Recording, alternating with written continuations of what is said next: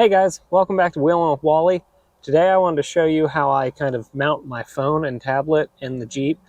I know there's a lot of different ways people do this. I just want to show you what I found works best for me. So let's go ahead and dive into the video.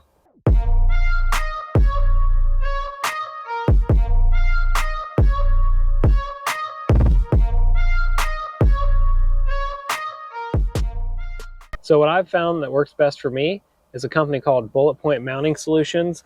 Now they have very nice sturdy mounts and I really like that. Sadly, however, they don't have anything specific for a Jeep TJ.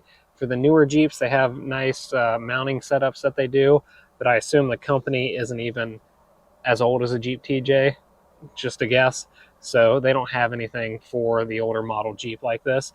But what they do have are what they call universal mounts, and you can get those in different lengths and sizes. And that's what I have here are two universal mounts, the universal phone mount and the universal tablet mount. And honestly, they work great. And I'll show you how I installed them on my Jeep and we'll see what you guys think. So we'll start on the right side here. As you can see, this is my tablet mount and this works for different size tablets. I'll show you that in just a moment. But this is Onyx Off-Road. I wanted to show you guys that too. Onyx Off-Road I found is really awesome. It's got a lot of built-in trails and stuff. I might do a whole video on that later, but I just wanted to kind of give it a little shout out because I found it extremely useful. And I think the app's only going to get better. So if you guys want to be able to map trails or kind of have pre-map trails when you're out there, if you don't know your way around, check out Onyx Off-Road. It's pretty affordable and I think it works great. So back to the tablet mount, I'll show you what that looks like real quick. So here's the tablet mount, and what's cool about this is it does all kinds of different size tablets. You can really shrink it down to be out of the way, or you can totally remove it if you wanted to. I just kind of shrink it down. So you can do really small tablets or probably even small or regular size phones, and then you can expand it to fit much larger tablets or to hold different tablets in different orientations. It has a lot of flexibility and size here, but mostly how it works is it has on the end here a really tight spring loaded and kind of foam cushion, so you can stick something in there and it'll hold it down with a lot of force. Not a lot of force, but enough to hold it where it needs to be. So it's pretty cool. So even at full extension, you get that spring loaded kind of tension on there to hold it in place. We'll go over the actual mounting in a minute because I think I did it maybe a little different than some people would, but I used my Driven by Design kind of extra storage thing here to mount them to, and I had to modify that a little bit because I didn't want to drill into the dash. So for example, this is from a GoPro mount of theirs that I haven't used yet, but you get a ball like this that will screw down into the base, and then you get one of these little guys that goes onto the ball, and then you tighten it down with this, and then that gives you kind of a whole 360 degrees of motion. So you can really maneuver these however you want to fit your area. And then the arm part comes off of that and it can swivel just like this can. So then you couple that with the other joint at the other end and you can get any orientation out of these you need, which is really cool. But then also the ball is kind of ribbed on there. So when you tighten this down, I mean, this gets tight. There's not a whole lot of moving that. But on top of that, they even include this neat little tool.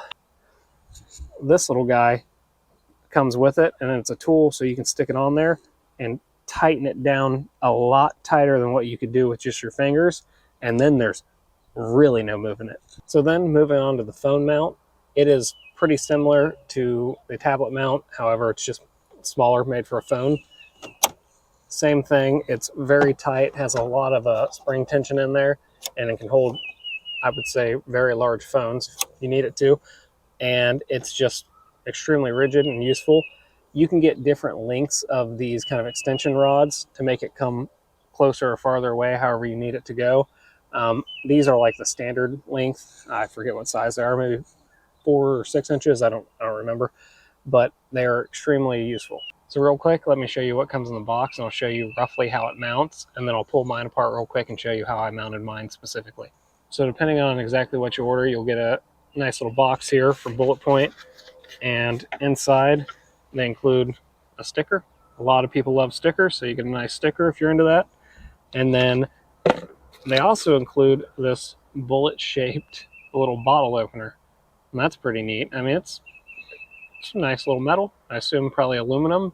It's heavier than it looks, so it's a quality little thing. They toss them there for free, and that's kind of neat.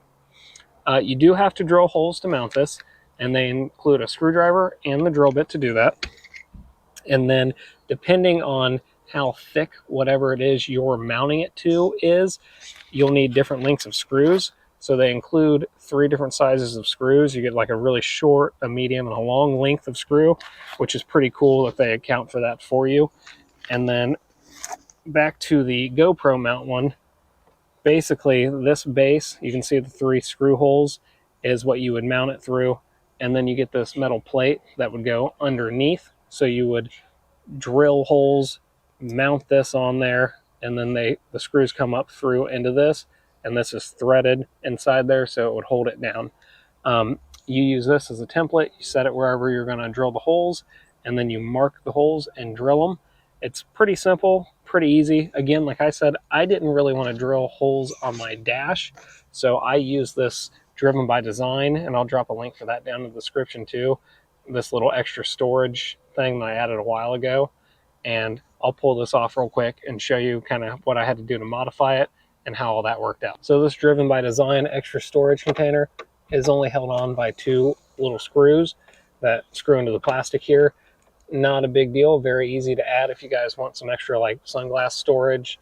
That's not going to be the tiny shallow thing that comes stock on here. And that'll throw your sunglasses or whatever you put up there right off the dash. This holds it in nicely. It's got a nice deep little kind of pocket up here. So pulling this off real quick. That's as simple as that. But just a quick look down here, or in here, I had to take the plastic, I took a Dremel to it, and I notched out a little bit of this area so these would fit in there. And that's really all I had to do to make it work on here. And then looking at the bottom, that's that extra plate I told you about with the screws going up into that ball. And it's so simple. Like, it's so simple, but these are so nice and so rigid. It's great. I highly recommend it. Like I said, I'll put a link to this in the description for you guys, but these are just highly worth it. I'm going to screw this back on real quick, and then I'll loosen this and I'll move it around a little bit, show you how flexible it is, and different angles you can get everything at, and kind of its capabilities. But yeah, I mean, it's as simple as that. It's really awesome. I highly recommend these.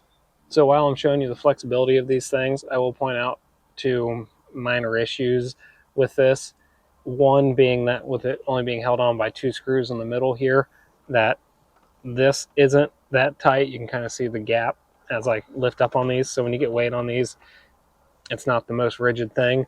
So even though these are super rigid, this isn't. I could always add screws to that, but honestly, I've not noticed it be any real issue. I just kind of wanted to point it out to you guys.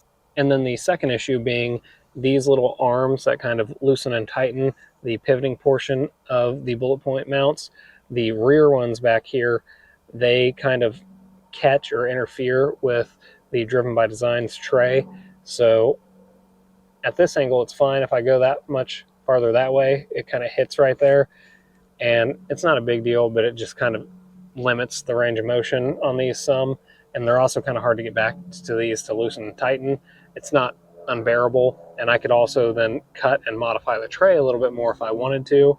I just didn't want to cut up the front of it, but I might do it in the future. Like I said, it's not a big deal. I'm just trying to be fully transparent with the cons of how this is.